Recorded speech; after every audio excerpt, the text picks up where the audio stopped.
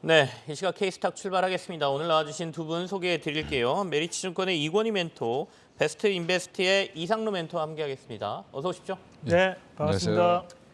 네, 일단 뭐 시장이 계속 올라주니까 시장 분위기는 나쁘지 않습니다. 오늘 파월 의장의 발언부터 좀 점검하면서 전략적인 부분에 대해서 두 분과 함께 얘기 나눠보죠. 첫 번째 이슈를 산타 파월 이렇게 저희가 잡았는데요.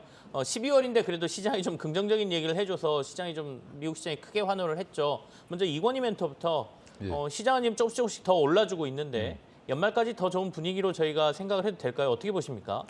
일단 뭐 긍정적으로 보는 게 한 6 정도, 뭐 부정적으로 보는 게 한 4 정도 된다고 보시면 될 것 같은데. 긍정이 조금 더 강하다는 말씀이시네요. 네, 긍정이 지금은 조금 더 뭐 대외 여건이라든지 여러 이슈들을 지켜봤을 때 매크로 상황을 봤을 때 긍정적인 요인이 조금 더 많다라고 보고 있습니다. 네. 일단은 올해 3월부터 계속적으로 이제 0.75씩 올렸던 그 3월부터 그 금리 인상을 해서 0%에서 4%까지 올렸던 그 미국이 지금 이제 이번에 이제 0.5 정도 올리겠다 12월에 이렇게 지금 거의 확언을 하다시피 어제 이제 연준 의장이 발언을 했는데 결국엔 이제 그 가속도가 줄어들었다라는 부분과 이제 속도 조절을 하겠다라는 부분이 이제 시장에서는 어떻게 보면 그동안 기대했던 이제 파월 의장의 발언을 이제 들었던 거죠. 이제 들었기 때문에 굉장히 좀 급격하게 반응을 했다라고 보시면 될 것 같은데 그러면 결국에 이제 앞으로 어떻게 될 것이냐가 더 중요한데 이제는 이제 금리에 올리는 속도보다는 이제 얼마나 이 고금리를 유지할 것이냐, 뭐 기간에 대한 그런 논쟁들이 좀 많을 것 같고요.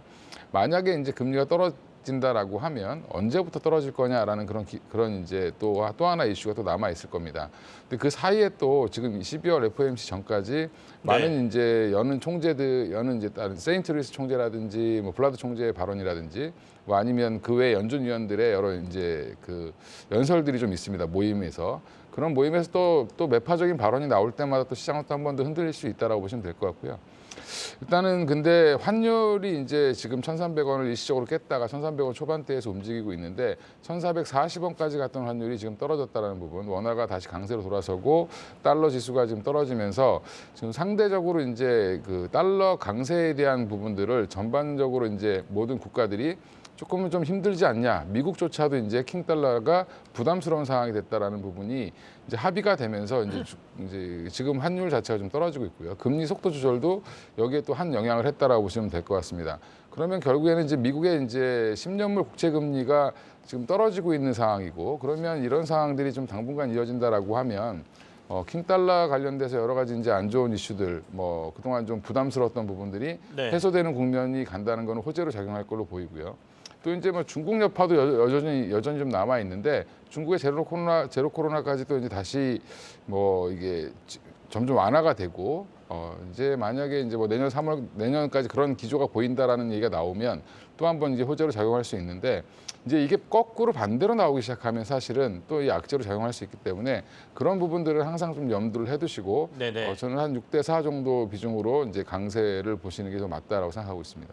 알겠습니다. 시장에 대한 긍정이 좀 더 강하다라는 말씀이시죠. 몇 가지 시장 변수들 그리고 이슈들 짚어주셨네요. 이상로 멘토하고는 지금 시장에서 움직이는 굵직굵직한 종목들 얘기 한번 해보죠. 오늘은 이제 카카오, 네이버 이런 종목들이 좀 강세를 보이거든요. 이게 미국의 나스닥의 강세의 영향이다 이렇게 분석하시는 분들도 계시고 그리고 며칠 시장 특징을 보면 금융주들의 강세가 굉장히 눈에 띄는 상황이거든요. 금융지주들 오늘도 좀 강세를 보이는데 이런 특징주들 한번 정리해 주시겠습니까?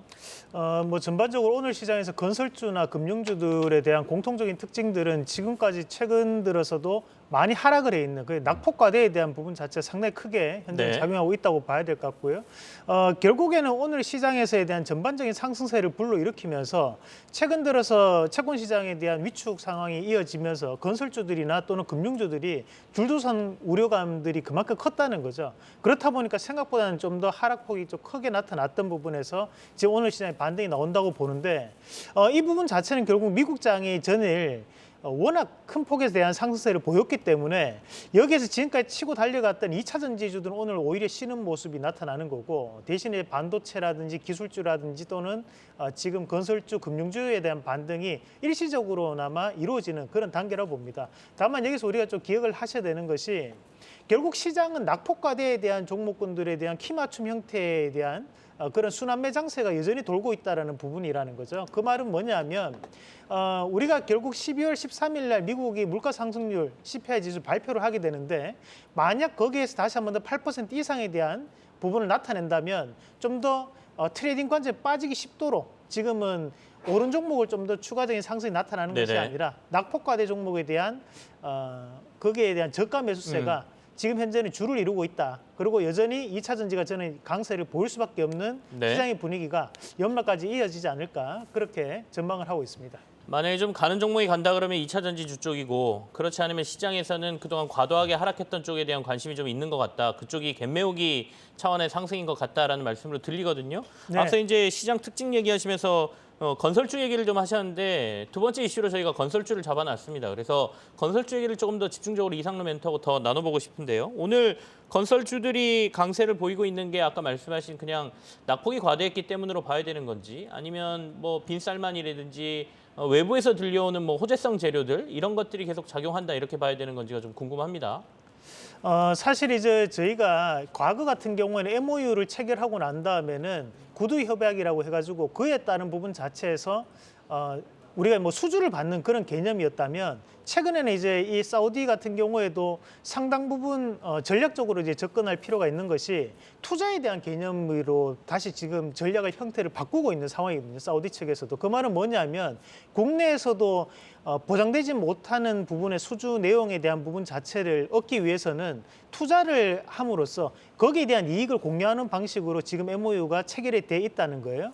그렇기 때문에 저는 실질적으로 오늘 건설주들에 대한 반등 자체를 우리가 사우디 비전 2030에 대한 부분으로 해석을 하기에는 조금 더 무리수가 좀 따른다고 보고 네네. 다만 최근 들어서 이 채권 시장이 위축되면서 상당 부분 하락폭이 컸기 때문에 그에 따른 저가 반등에 대한 부분을 우리가 해석할 필요가 있다고 봅니다. 다만 우리가 이제 주가라는 것이 악재가 있다고 해서 매번마다 이제 주가가 빠지지는 않거든요. 그리고 지금 이 현재 채권 시장에 대한 문제가 이자에 대한 문제이기 때문에 단기간에 폭탄이 터지지는 않습니다. 다만 장기적으로 봤을 때 그 이자가 상당히 부담될 수 있다는 거죠. 그런 부분은 우리가 롯데건설을 통해서도 보시면 아시겠지만 단기간에 1조 2천억에 대한 자금을 땡겨왔단 말이에요. 그런 부분들은 이런 중소형 건설사에도 반드시 영향을 미칠 수밖에 없다고 보고 저는 현재에 대한 건설사들에 대한 반등은 트레이딩 관점에서는 접근할 수 있지만 우리가 내년까지 긴 흐름을 봤을 때는 상당히 위험한 포지션이기 때문에 저는 긴 흐름으로는 현재 구간에서 접근을 절대 하지 마시고 트레이딩 관점으로 우리가 전략적인 부분에서만 네. 접근 가능한 구간이라고 판단을 말씀을 드리겠습니다. 오늘 동부건설이 지금 상한가에 가 있는 거는 수주 잔고가 8조 원에 육박한다. 뭐 이 소식 전해지면서 주가가 좀 많이 올라 있는 상황이죠. 이상로 멘토께서는 사우디에 대한 여러 가지 소식만 가지고 우리가 건설주에 접근하기에는 지금 상황이 그렇게 좋은 건 아니다라고 말씀하고 계십니다. 그러니까 트레이딩 내가 이슈가 터질 때마다 주가가 오르내릴 때 치고 들어가서 잘 먹을 수 있는 전략적으로 그렇게 하실 수 있는 분들이라면 괜찮지만 좀 지금 사서 뭐 내년 상반기까지 뭐 한두 달 가져가면서 이렇게 매매할 때는 도리어 좀 어려울 수 있다라는 게 건설주에 대한 의견이신 것 같거든요. 혹시 이건희 멘토께서는 건설주와 관련돼서 코멘트 하실 게 있으세요? 일단 지금 건설주는 가장 문제가 이제 뭐 PF 대출 관련된 문제가 여전히 좀 있다라고 네. 보시면 될 것 같고요. 결국엔 근데 건설주가 돌아서기 위해서는 뭐 여러 가지 이제 미분양이 해결된다든지 아니면 향후에 수주해놨던 공사들이 잘 진행이 돼서 수익이 나야 되는 부분인데 일단 수주 잔고가 많다. 뭐 시총 대비해서 얼만큼 수주 잔고가 있다. 사실은 전 개인적으로 별 의미가 없다라고 생각하고 할 수도 네네. 있습니다. 왜냐하면 이게 결국엔 사업이 진행될 수 있느냐 없느냐가 더 중요하고요. 지금 현재 프로젝트 파이낸싱 자체가 거의 안 되고 있는 상황이기 때문에 이런 부분들도 향후에 지켜보셔야 될 필요가 있는데 최근에 이제 이 PF 관련돼서 여러 가지 리스크가 있을 거다라는 우려감 때문에 건설사들이 굉장히 주가가 많이 빠졌다가 오늘 이제 어제 파월 의장의 발언 이후에 이제 올라가는 이유는 결국엔 금리 상승이 어느 정도 좀 떨어지지 않겠냐라는 그런 기대감. 뭐 또 하나는 또 뭐가 있냐면 최근에 이제 채권 펀드를 더 이제 증액을 했죠. 한 6조 정도를 구성을 했는데 한 2조 5천억을 더 만들면서 결국엔 PF도 관련된 ABCP까지도 다 매입을 해주겠다 정부에서 이런 식으로 나오고 있기 때문에 그 관련돼서 조금 이제 안도 랠리 정도 이제 안도하면서 반등하는 정도라고 보시면 될 것 같고요. 네네. 특히 이제 동부건설 같은 경우는 워낙 고점 대비해서 주가가 거의 3분의 1 토막 가까이 빠졌기 때문에 그거에 대한 이제 반대급부적으로 조금 너무 많이 빠진 거 아니냐라는 네네. 그런 우려 때문에 뭐 튀었다라고 보시면 되고 오히려 이제 네옴시티 관련됐다라고 하면 삼성물산과 현대건설이 올라와야 될 텐데 그쪽은 오히려 지금 좀 잠잠한 모습을 보여주고 있고요. 오히려 이제 GS건설 같이 조금 최근에 많이 빠졌던 종목들이 좀 튀어오르는 모습이 좀 나오고 있기 때문에 저도 뭐 이상로 대표님이랑 별 의견은 차이는 별로 없습니다. 건설주를 주력으로 담기에는 좀 부담스럽다. 여러 가지 이제 아직도 악재가 좀 남아 있고 네네. 지금 대구 쪽에서부터 들려오는 이제 미분양 관련된 것들이 굉장히 좀 커지고 있고요. 국내 상황도 안 좋고 해외는 아직까지 기대감이기 때문에 이런 부분들이 조금 더 실체가 좀 보여질 네네. 때 접근하시는 게 오히려 그때 해도 부담이 없지 않겠나 생각하고 있습니다. 이건희 멘토께서도 좀 조심스러운 접근을 주문하고 계십니다. 자, 이제 저희가 수주잔고도 좀 고민을 해봐야 될게요. 수주잔고가 크다고 그럼 이익이 많이 나느냐? 수주는 많이 해놨는데 사실 저가에 수주했다라고 하면 그건 나중에 이익에 큰 문제가 생길 수도 있거든요. 요즘 워낙 건설 기자재가 많이 오르고 있고 물가 상승이 인플레이션 시대다 보니까 뭐 그런 것들도 보면 뭐 조선주라든지 큰 대형 프로젝트를 따는 데들이 그런 일들이 종종 있습니다. 그것도 이제 고려를 해야 된다라는 말씀을 드리죠. 다음 이슈로 넘어가 보겠습니다. 오늘 이제 파월 의장의 발언이 나오고 난 이후에 금리 인상과 관련된 발언이긴 합니다만 그게 시장에 미친 영향들이 몇 가지가 있죠. 성장주들을 좀 자극을 했거든요. 야, 금리 인상이 여기서 좀 주춤하고 멈춰준다라고 하면 시장 상황이 좀 나아질 거다라고 하면서 성장주들 특히 전기차 충전, 배터리 이쪽이 이제 좀 자극을 받았다 이렇게 보여집니다. 그래서 그 영역을 한번 같이 점검을 해보죠. 이건희 멘토께서 얘기하시죠.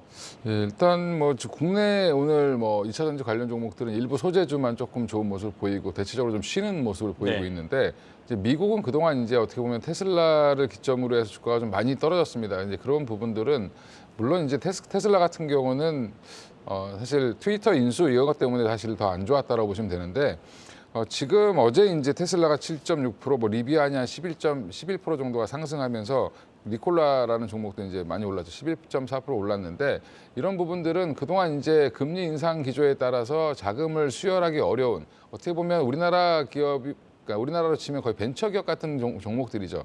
뭐 리비안이라든지 니콜라라든지 루시도 같은 경우는 아직까지 흑자를 내고 있는 기업이 아니기 때문에 자금을 조달해서 계속 투자를 해야 되는 기업 이런 기업들은 여전히 금리 상승은 굉장히 좀 힘든다라고 생각하고 있고 네네. 그래서 결국에 이제 성장주가 사실은 아직은 성장하지 못한 성장주들 같은 경우는 이런 부담이 밸류에이션 부담을 갖고 있는 상황이고 투자가 자금이 이제 잘 돌지 않을 거다라는 그런 우려들이 남아 있었기 때문에 그동안 좀 많이 눌렸던 부분들이 어제의 그 발언으로 사실은 어떻게 보면 그동안 많은 공매도 같은 것들이 해소가 되면서 이익 실현이 나오면서 좀 주가가 급등한 게 아닌가 개인적으로 생각을 하고 있고요. 네네. 그래서 이제 관련해서 이제 2차 전지 산업이라든지 자동차, 뭐 전기차 관련된 사업이 앞으로 좋아질 거다라고 하는 거에 대해서 의구심을 갖고 있는 전문가들은 아마 없을 겁니다. 없는데 그 안에서 어떤 종목들이 먼저 가고 나중에 가고 그 안에서 어떤 순환매가 돌 네네. 건지에 대한 관심을 좀 더 집중하시는 게 맞을 것 같고요. 그렇죠. 예, 그래서 지금 국내도 보면 셀 업체들이 먼저 최근엔 치고 나갔고 소재가 좀 쉬고 있는 상황이었고요.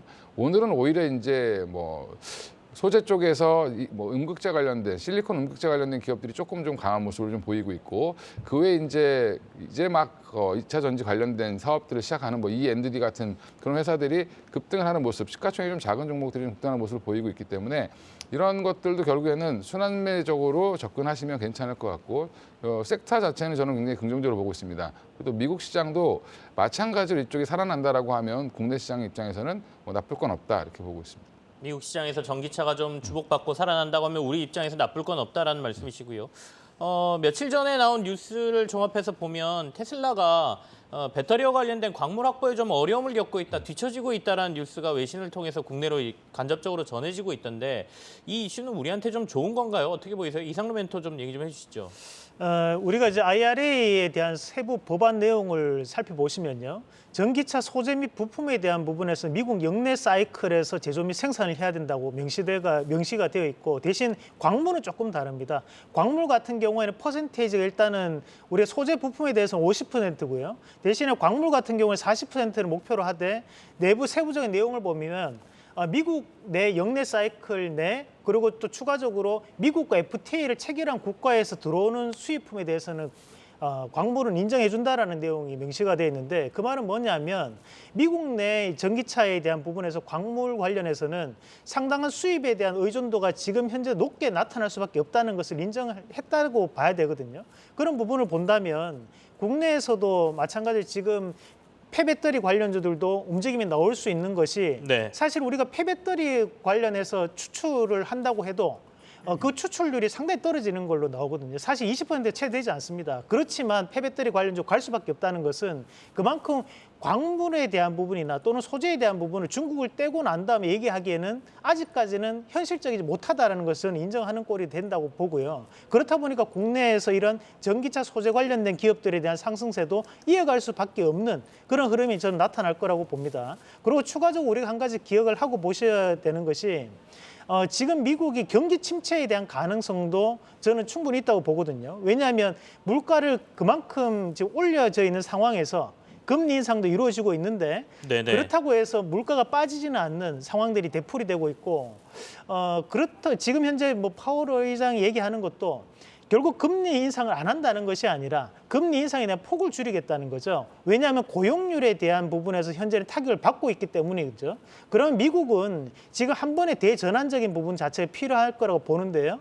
그것이 바로 과거의 뉴딜 정책으로 경제적인 발전을 이루었던 것처럼 이번에 2023년도부터 2025년도 남아있는 바이든의 임기 내에 이런 전기차 시장에 대한 상당한 인프라 확대를 할 가능성이 높다고 저는 판단을 합니다. 그렇게 봤을 때 우리가 미국의 전기차 충전소 관련된 기업들에 대한 매수세가 여전히 이어갈 수밖에 없는 상황이고 네. 마찬가지로 전기차 소재 및 광물에 대한 부분에서도 미국은 한국의 업체들에 대한 의존도가 높아질 가능성이 있기 때문에 이런 소재 관련주들이 지금 올랐다고 해서 접근하면 안 되겠다 그렇게 생각하지 마시고요. 아직도 추가적인 상승 여지는 충분히 남아있다. 충분한 여력이 있다는 부분으로 우리가 바라보시면 좋을 것 같다는 말씀 드리겠습니다. 알겠습니다. 폐배터리 생각해보니까 최근에 꽤 얘기는 안 했던 것 같은데 오늘 다시 한번 광물 얘기하면서 폐배터리까지 관심을 다시 주문하셨습니다. 2차 전지와 관련돼서는 산업은 커진다는 건 우리 시청자 여러분들께서도 어느 정도 동감을 하실 거라고 생각이 듭니다.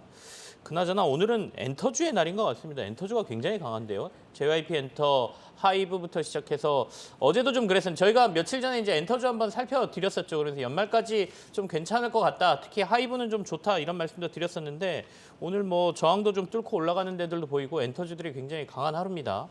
아마 다들 보시면서 야 엔터주 오늘 좋다 이렇게들 생각하고 계실 것 같습니다. 자 다음 주제로 넘어가겠습니다. 다음 주제는 이제 메타버스와 관련된 주제를 잡았는데요. 이게 메타버스보다는 하드웨어 쪽에 저희가 좀 주목을 해봤습니다. 최근에 애플부터 시작해서 메타, 미국 쪽에 있는 기업들이 전부 다 XR 기기라고 하죠. 스마트 글라스나 XR 기기, 체험형 이제 글라스라고 하는데요. 이런 것들을 개발해내고 있으면서 그 안에 들어가는 부품들 하드웨어가 좀 주목을 받고 있는데 OLED에 주목을 좀 하는 것 같습니다. 이거 이건희 멘토부터 좀 얘기해 보실까요? 최근에 이제 보시면 관련해서 기사들이 여러 가지가 있을 텐데 이쪽 관련된 XR 기기 개발하고 뭐 XR 기기를 개발하는 그런 회사들의 대표 뭐 CEO들이 와서 국내에 와서 뭐 삼성 디스플레이랑 LG 디스플레이를 만나서 미팅을 했다 뭐 그런 기사도 제가 확인을 했었는데 그래서 지금 결국에는 올해 아마 이제 작년에는 무슨 얘기를 했었냐면 작년 이맘때 때는 22년부터는 XR 기기가 좀 본격적으로 보급되지 않겠냐라고 지금 얘기가 됐었는데 이 부분이 많이 미뤄지고 이제 상황이 좀 바뀌어 있죠. 근데 이제 결국에는 그동안 그러면 애플이나 메타가 그걸 가지고 뭐 놀고 있었느냐라고 생각을 하면 놀고 있었던 게 아니라 지금 계속 개발을 하고 있는 상황이고 좀 더 보급이 될 수 있도록 잘 만들고 있는 중이었다라고 생각하시면 될 것 같고요. 내년부터는 이 시장을 본격적으로 개화시키겠다라는 지금 얘기가 좀 나오고 있어서 다시 한번 이제 뭐 메타버스 관련주들도 지금 국내 주식들도 좀 바닥에 좀 돌고 있는데 그리고 또 이제 바로 이제 소프트웨어보다는 지금은 우리나라 같은 경우는 이제 XR 기기에 들어가는 디스플레이 관련돼서 지금 수혜를 보지 않겠냐라는 그런 얘기들이 나오고 있어서 뭐 관련하는 선익 시스템이라든지 그 LG 디스플레이 이런 종목들도 좀 꿈틀거리는 모습을 좀 보이고 있다라고 생각하시면 되고요. 관련해서 LG 이노텍도 마찬가지로 이쪽으로 좀 관련이 있기 때문에 같이 네네. 또 움직이는 모습을 좀 보이고 있어서 OLED 관련주들이 그동안 워낙 또 많이 밀려 있었고 이런 부분들에 대해서 새로운 이제 모멘텀 플레이 정도로 해서 올라오고 있다라고 보시면 될 것 같다라고 생각하고 있습니다. 일단은 계속해서 시장에 OLED 관심을 좀 갖자라는 얘기가 나오죠. 꼭 이것뿐만 아니라 전체적으로 디스플레이 시장이 이제 OLED로 넘어가는 상황 아니겠습니까? 이미 넘어갔다고 볼 수도 있고요. 그래서 OLED 쪽 관심을 갖자라는 얘기가 계속해서 나오는 것 같습니다. 자, 다음 이슈로 넘어가죠. 다음 이슈는 저희가 날씨가 많이 추워졌지 않습니까? 오늘도 지금 굉장히 날씨가 춥던데 어제 오늘 갑자기 떨어진 기온 때문에 최근에 이제 동장군 기승과 관련된 관련주들 어떻게 보면 도시가스 뭐 이런 데들이 시장에 관심을 갖죠. 일종의 단순한 기간적인 테마주라고 볼 수도 있는데 어떻게 봐야 되는지 좀 얘기를 해보죠. 이건 이상로 멘토하고 먼저 얘기를 나누겠습니다. 우리가 이 천연가스 같은 경우에는 글로벌적인 부분에서 약 3가지 정도의 지표로 우리가 해석을 하는데요. 실질적으로 이제 우리가 영국과 그리고 이제 네덜란드에서 거래가 되는 천연가스 같은 경우에는 유럽에 대한 천연가스 가격에 영향을 주는 거고, 미국 내에서 거래가 되는 천연가스는 직접적으로 국내에 대한 천연가스에 영향을 주게 됩니다. 하지만 우리가 현재 러시아산에 대한 천연가스를 받는 것이 아니라 대부분의 물량이 미국 내에서 들어오는 물량들이기 때문에 실질적으로 미국의 천연가스 가격 자체가 최근 들어서 점진적인 상승은 나타내고 있지만 그렇다고 해서 가파른 상승세를 보이는 것은 아니거든요. 그리고 마찬가지로 우리가 러시아산 천연가스에 대한 부분에서도 8월 달부터 독일 같은 경우에는 러시아산에 대해서 들어오는 물량이 전혀 없는 상황이었습니다. 그렇다 보니까 이번에 카타르에 대한 부분에서 다시 한 번 더 LNG에 대한 부분 자체를 공급받는 계약까지 체결하는 그런 모습들이었는데, 저는 일시적인 부분에서 이런 도시가스 가격에 대한 인상 가능성에 대한 부분 자체가 주가에는 반영될 수 있겠지만, 우리가 여기에서 제일 중요한 과정은 결국 우리나라에 대한 부분에서 수급적인 부분에서는 큰 움직임 자체를 보이지는 못한다는 거죠. 왜냐하면 미국산에 대한 부분으로 들어오는 거기 때문에. 다만 이제 유럽에 영향을 줄 수 있는 부분 자체가 이제 러시아산에 대한 부분인데, 여기서 우리가 좀 봐야 되는 것이 원래 10월 달까지는 기상에서 예측을 하기에 올해는 라니냐에 대한 영향으로 이번에 상당히 추운 유럽이 될 것이다 라는 얘기가 돌면서 그때 천연가스 가격이 급격하게 급등하는 모습들이 나타났었어요. 하지만 딱 까보고 나니까 생각보다는 현재 유럽이 따뜻한 유럽이 진행이 되고 있거든요. 그래서 우리나라가 지금 추워지는 것보다는 유럽에 대한 온도가 또는 유럽에 대한 날씨가 지금 여기에서 더욱더 추워질 건지 아니면 좀 더 따뜻한 유럽이 형성될 건지에 대해서 유럽 천연가스 가격이 상당 부분 움직일 수 있고, 그에 따른 부분에서 본다면 전통적인 도시가스 주들보다 우리가 테마성으로 움직이는 LNG 관련된 종목군들이 있어요. 뭐 예를 들면 GS라든지 또는 대성에너지 또는 SH에너지와 같은 기업들이 대안주로 한 번씩 움직일 수 있기 때문에 오히려 저는 그런 종목군들에 대해서 좀 더 접근해보면 어떨까, 그런 말씀을 드리겠습니다. 알겠습니다. 지금 말씀하신 대안적인 에너지주들에 도리어 관심을 갖는 게 낫겠다 이렇게 말씀을 주고 계십니다. 당초에 예상한 것보다는 유럽이 조금 덜 추울 거다라는 얘기도 있지만 아니다. 굉장한 한파가 몰려올 거다 뭐 이런 얘기도 있습니다. 결국엔 유럽은 이제 러시아 때문에 에너지원 문제가 생긴 지는 좀 됐고요. 다만 나름 대응을 좀 해서 LNG를 좀 많이 확보했다는 얘기도 들려오고 있죠. 그래서 생각보다 겨울철이 됐는데도 LNG가 그렇게 많이 오르지는 않고 있는 상황인데, 날씨가 추워지다 보니까 시장에서 테마성으로 지금 에너지주 관련돼서 들쑥들쑥 하는 모습들이 좀 보여지고 있죠. 자, 우리 이건희 멘토께서는 이 에너지주 관련해서 뭐 간단하게 코멘트 붙이실 게 있나요? 일단 가스 가격이 오른다. 뭐 지금 이제 뭐 트위터라든지 이쪽에 좀 많이 달궜던 뭐 사진들 보면 뭐 갑자기 이제 전달보다 뭐 작년보다 훨씬 더 그 가스 요금이 많이 나왔다 뭐 이런 얘기들 그런 절 봤는데 SNS에서 그걸 보고 사람들이 이제 격분하는 그런 모습을 보이고, 아, 이번에 우리 고지서가 나오면 우리도 되게 많이 나오지 않겠나 그런 우려들도 아마 하셨을 텐데, 관련해서 이제 이미 이제 주가들은 이제 많이 올랐죠. 이제 삼천리 같은 경우는 지금 제가 볼 때는 좀 말도 안 되게 많이 올랐다라고 생각하고 있고요.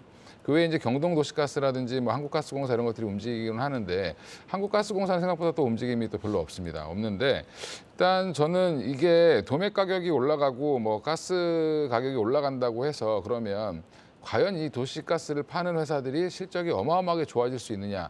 삼천리 같은 경우는 그 외에 뭐 다른 사업도 잘 하고 있기 때문에 올해 실적이 좋다라고 해서 이미 선반영을 시킨 것 같고요.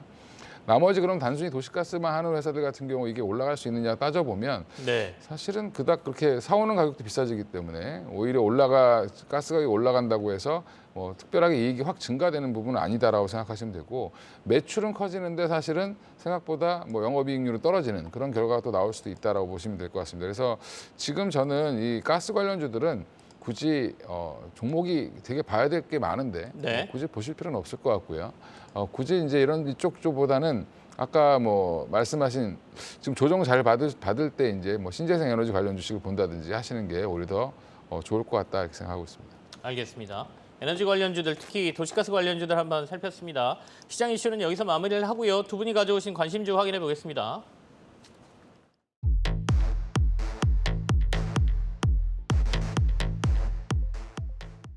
네, 오늘 두 분의 전문가 가져오신 종목 확인해 볼까요? 먼저 이건희 멘토께서는 소카 가져오셨네요. 이게 이제 공유카 서비스하는 회사로 알고 있고 상장한 지 그렇게 오래되지는 않았습니다. 위에 뽑아오신 캡션을 보니까 규모의 경제가 실현 중이다라는 얘기는 여러 가지 하고 있는 사업들이 좀 확장이 되고 커지고 있다라는 얘기가 되겠네요. 자세한 내용 들어보죠. 이상로 멘토께서는 JVM 가져오셨습니다. 미국 IRA에 숨겨진 수혜주다라고 하셨는데 정확히 어떤 내용인지 잠시 후에 듣겠습니다. 먼저 이건희 멘토의 소카부터 설명 듣죠. 일단 소카가 이제 이제 차량 공유 서비스를 한다는 건 아실 테고 네. 젊은 분들은 좀 많이 이용을 해보셨을 텐데 일단 실적이 개선되고 있고요. 그다음 현금 흐름도 굉장히 좀 좋아지고 있다라는 부분. 그래서 이제 물론 이제 밸류에이션은 여전히 좀 높은 상황, 부담스러운 상황입니다. 근데 주가는 여전히 공모가인 28,000원을 하회하고 있기 때문에 관련해서 관심을 좀 가져보셔도 괜찮을 것 같고요. 3분기에 이제 흑자 전환을 하면서 영업이익을 한 116억을 냈습니다. 생각보다 빨리 흑자 전환을 했다라는 게 시장의 반응이고, 증차에 따른 이제 차를 계속 늘리면서 규모의 경제를 좀 달성한 상황이고, 지금 차량이 차량이 한 2만여 대 정도 보유를 하고 있고요. 가입자는 한 800만 명을 돌파를 했는데, 관련해서 이제 내년에는 한 280억 이상 영업이익을 낼 걸로 지금 애널들은 추정을 하고 있습니다. 추정을 하고 있는데 관련해서 이제 단순히 이제 카쉐어링 부분 말고도 모두의 주차장이라든지 이런 것들도 운영을 하고 있어서 네네. 지금 사업은 계속 확장을 하고 있습니다. 이제 가입자가 많다 보니까 사업을 이제 자동차 관련돼서 확장을 계속 하고 있다라고 보시면 될 것 같고요. 지금 이제 소카를 어떻게 접근해야 되느냐, 이제 물론 이제 이게 상장한 지 얼마 안 됐기 때문에 매물 부담이 있을 수 있습니다. 6개월 이제 락업이 풀리는 물량들을 체크해 보니까 200만 주가 조금 상회하는데 3개월 물량들은 지금 거의 이제 출회가 됐다라고 보시고 접근하시면 될 것 같고요. 그 외에 이제 SK라든지 롯데렌탈에서 보유하고 있는 그 보유 지분량 같은 경우는 그거는 이제 락업이 풀리더라도 보유 해소 기간이 풀리더라도 나오지는 않을 걸로 보고 있습니다. 그래서 지금 자리는 한번 트레이딩 관점에서든 아니면 좀 중장기 관점에서든 접근을 해보셔도 괜찮은 자리다라고 생각하고 말씀드리겠습니다. 목표가하고 손절가는 밑에 지금 나가고 있습니다. 소카 28,000원 목표가에 손절가는 17,500원 제시하고 계시고요.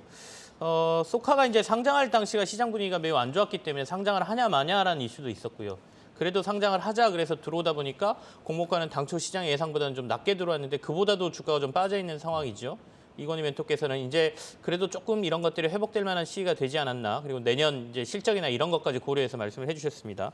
이상로 멘토하고 JVM 얘기 듣겠습니다. 네, 제가 준비한 그림이 있는데 네네. 준비한 그림을 잠시 한번 보면서 왜 IRA 관련된 수혜주가 될 수 있는지에 대해서 설명을 좀 드리도록 하겠습니다.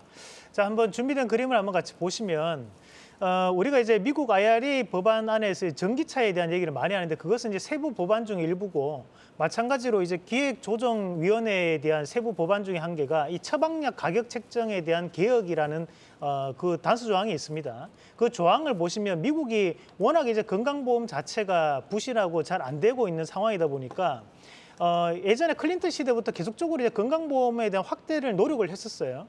하지만 현실적인 벽에 부딪혔던 거죠. 그렇다 보니까 민영보험 자체가 커질 수밖에 없는 시장이었고 오바마 헬스케어도 결국에는 단계적인 접근밖에 못했던 거였거든요. 그래서 현재 이제 바이든 정부에서 다시 한 번 더 추진하고 있는 것이 결국에 건강보험에 대한 확대는 어렵다라고 판단하고 대신에 우리가 처방약에 대한 부분에서는 인상 비율을 제한을 하자. 그래서 마구잡이로 민영 쪽에서 가격을 올리는 것을 제한하는 전략과 또 한 가지가 노인들이 처방을 많이 받고 있기 때문에 노인들에 대한 보조금을 지급해주자, 이 두 가지에 대한 부분이 이번에 IRA 법안에 포함이 되어 있습니다. 결국 2023년부터 이 법안은 보건의료법에 대한 부분으로 시행이 되게 되는데 우리가 여기서 봐야 되는 것이 결국 노인에 대한 처방 인구가 증가한다는 거거든요.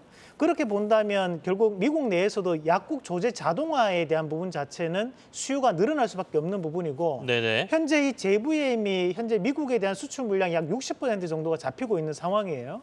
그런 부분을 본다면 미국 내에서도 지금 점유율로 따진다면 지금 한 70% 정도를 이 회사가 점유율을 보유하고 있습니다.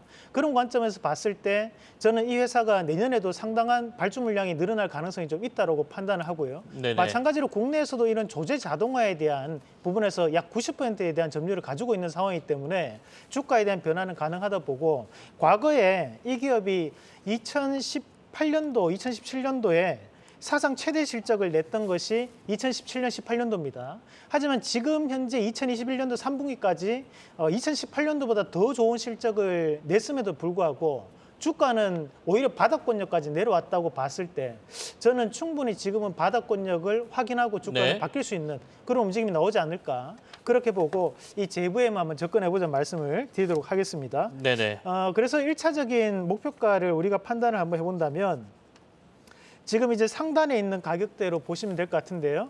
한 약 25,000원 밴드를 1차적인 목표가로 잡아드리겠고요. 네. 그리고 24,000원, 그리고 손절가는 18,000원 제시해드리도록 하겠습니다. 알겠습니다. 저희가 보통 IRA 얘기하면 전기차하고 저희가 배터리 뭐 이런 것들을 많이 생각하게 되죠. 그런데 이제 아까 말씀하신 의료 부분도 IRA 내용에 있기 때문에 JVM도 IRA의 숨은 그 수혜주다 이렇게 뽑아주셨습니다. 목표가는 24,000원, 손절가는 18,000원 제시하셨으니까요. 여러분 전략에 참고하시길 바라겠습니다. 오늘 이건희 멘토와 이상로 멘토와 하는 이야기는 여기서 마무리하도록 하겠습니다. 두 분 오늘 고맙습니다. 네, 고맙습니다.